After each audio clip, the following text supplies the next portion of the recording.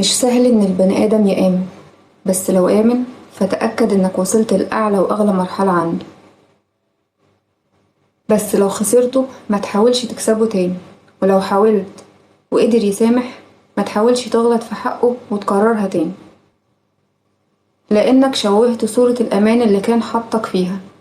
وحتى لو سامح هيفضل فيه شرخ منغص عليه حياته، وهو نفسه إنه ينسى ويسامح، بس غصب عنه ما بتهونش عليه نفسه اللي هانت عليك، وبيحميها من خوفه لا يتكرر نفس الوجع والأذى ويتكسر ويتخذل بنفس الطريقة كل مرة أو بطريقة تانية. هو مش قاسي ولا قلبه حجر واسود، هو خايف وبيحمي نفسه، وده حقه عليها. انت ما بتبقاش شايف نفسك وانت بتظلمه، بس بتشوف ردة فعله وهو بيتجنبك علشان يحمي نفسه، فبتشوفه وحش وقلبه حجر واسود.